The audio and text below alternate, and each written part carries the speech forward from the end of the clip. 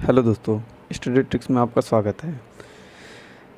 जैसे कि आप लोग जानते हैं कि इंग्लिश में सबसे ज़्यादा इम्पोर्टेंट होती है वोकैबुलरी, जिसके लिए हम लोग बहुत ही मेहनत किया जा रहा है। तो आप लोग भी कृपया करके चैनल को जितनी जल्दी सब्सक्राइब और शेयर करते रहेंगे, उतनी जल्दी हम लोग और भी चीज़ों के लिए सोचेंगे, जैसे कि मैथ हो गए, मैथ के लिए, रीजनिंग के लिए, जीएस के लिए बहुत ही ज़्यादा ट्रिक्स हैं। लेकिन अब कैसे कैसे करते करते आप लोगों तक बहुत मेहनत से आ रही है ये सब चीज़ें। तो कृपया करके जितनी जल्दी हो सके सब्सक्राइब करें और शेयर भी करते रहें, और जितने जल्दी हो सके सब्सक्राइबर कम से कम बढ़ा दें हमारा। ठीक है, चलिए ठीक है, चलते हैं हम लोग। वोकैबुलरी पार्ट ये 5 है, यहाँ पे 81 से 100 तक करते हैं। ठीक है। क्राई फॉर द मून, किसी असंभव वस्तु की कामना करना। देखिए होता क्या है कि क्राई फॉर द मून, और कोई बच्चा है मून के लिए रो रहा है, हैं तो मून के लिए रो रहा है मतलब चंद्रमा के लिए रो रहा है, तो भाई उसको तो हम लोग दे नहीं सकते हैं। ठीक है, तो इसे वही होता है कि किसी असंभव वस्तु की कामना करना। बच्चा मून के लिए रो रहा तो हम उसे दे नहीं सकते हैं। तो टू डिज़ायर द अनटेनेबल, ठीक है, हम लोग दे नहीं सकते हैं। क्राई ओवर स्पिल्ट मिल्क, देखिए अब होता क्या, व्यर्थ पछताना इसका मतलब होता है।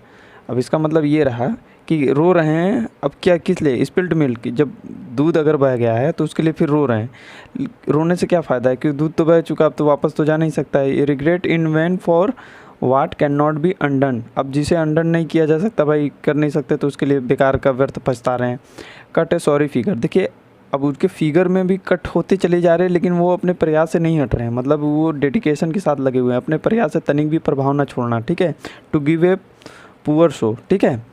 कट बोथ वेज, देखिए होता क्या है, दोनों पार्टी के पक्ष में तर्क करना। कट बोथ वेज का मतलब होता है, इसका मतलब होता है, देखिए जो होते हैं हमारे जज होते हैं, तो दोनों पार्टी को सुनते हैं और दोनों पार्टी के पक्ष में तर्क करते हैं। कट बोथ वेज होता है मतलब दोनों पार्टी के पक्ष में तर्क करना। Arguing in favour of both sides, ठीक है। कट नो आइस, देखिए अगर किसी के मुँह में आइस है, अगर वो कट नहीं कर रहा है, मतलब वो सुन ही नहीं रहा है, कोई बात बोल ही नहीं रहा है, सुन ही नहीं रहा है, एकदम शांति से खड़ा है, तो कोई असर नहीं डालना। ठीक है। To fail to make an impression, ठीक है, कोई इम्प्रेशन नहीं छोड़ रहा। Cut one's coat according to one's cloth, अब ये देखिए इसका मतलब है अपनी आय के अनुसार व्यय करना। देखिए होता है बहुत लोग बोलते हैं कि उतने हैं पैर फैलाओ जितनी चादर हो, ठीक है, उसको ही cut one's coat according to one's cloth, ठीक है।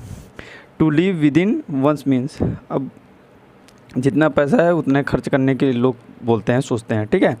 डांस टू वंस ट्यून, अब होता क्या, हुक्म का पालन करना। देखिए होता क्या कि एक ही ट्यून पे अगर कोई बोल दे कि डांस करो, तो तुरंत डांस स्टार्ट कर देते हैं, तो उसका मतलब हुक्म का पालन, कि हाँ डांस करो, एक ही ट्यून पे तो डांस करना स्टार्ट करते हैं, तो उसे बोलते हैं हुक्म का पालन करना। ओबेइंग वंस ऑर्डर, ठीक है। डार्क हॉर्स, अब डार्क हॉर्स मीन्स होता है जो अप्रत्याशित रूप से जीत जाए।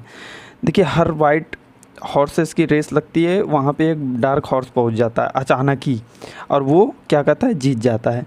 तो वन हु विंस अनएक्सपेक्टेडली, जो कोई वो नहीं था कि जीतेगा, लेकिन वो जीत जाता है। ठीक है, किसी को उम्मीद नहीं थी। डेड लेटर, अब डेड लेटर मतलब होता है कि कानून जो कभी लागू था लेकिन अब लागू नहीं है, जैसे 370 देखिए लागू अब नहीं ना है, तो इसी तरह डेड लेटर हो चुका है, पहले लागू था लेकिन अब लागू नहीं है। ए लॉ और ordinance that is no longer in force, ठीक है।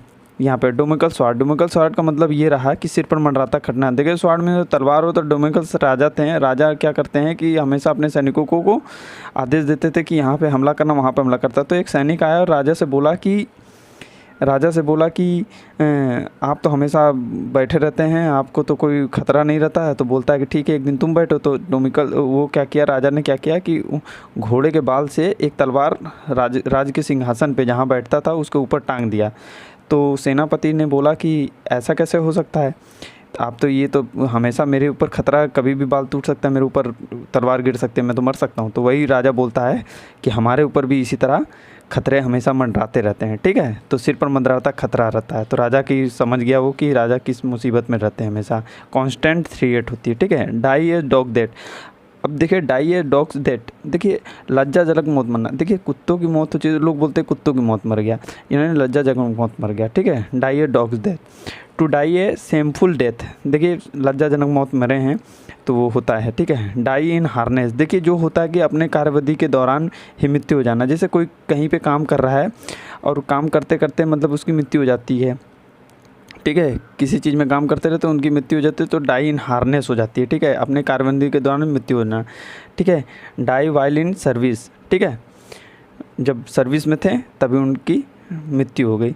डॉग्स इन द मेंजर, देखिए डॉग्स इन द मेंजर का होता है मतलब क्या कि डॉग के पास मान के चलिए एक मेंजर है, एक जगह है, वहाँ पे डॉग्स भी हैं और गाय भी है, ठीक है। तो डॉग के पास घास है, ठीक है, तो लेकिन वो डॉग क्या करता है कि वो घोड़े को मान के चलिए घोड़ा ही है तो घोड़े को घास नहीं देता है, तो जो दूसरे को सुख का भोग नहीं करने देता जो उसके किसी काम का नहीं। जैसे होता क्या कि देखिए घास तो घोड़ा वो डॉग खाएगा नहीं, घास तो भाई गाय या तो घोड़े खाएंगे।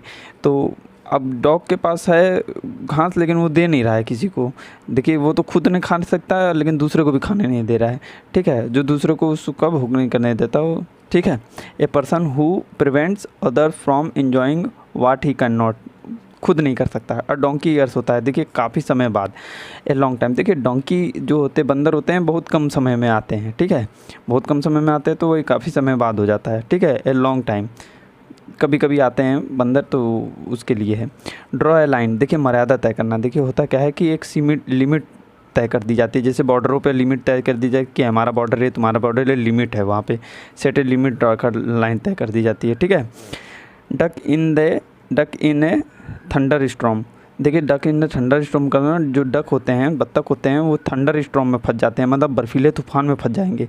अब कोई डक बर्फीले तूफान में फंस जाएगा तो क्या होगा, मतलब प्रॉब्लम में फंस जाएगा, तो इसका मतलब ये होगा है इन ए पेनफुल कंडीशन में रहेगा, ठीक है। अगर डक कोई, भाई सिंपल सी बात है कि अगर होगा तो फिर पेनफुल कंडीशन में रहेगा ही एकदम बर्फीले तूफान में। ईगल आई मतलब देखिए ईगल मीन्स होता है बाज में से तेज़, देखिए सबसे ऊपर उड़ता रहता है, ठीक है, तो वो क्या करता है कि तेज़ नज़र वाला रहता है, क्योंकि ईगल आई है उसके पास, इतना ऊपर से उड़ता रहता है लेकिन अपने भोजन की तलाश में देखता रहता है। विथ कीन आई साइट, एकदम तेज़ नज़र रखता है कि हमारा भोजन कहाँ है, कौन क्या है वहाँ पे है, कौन पक्षी मरे हैं।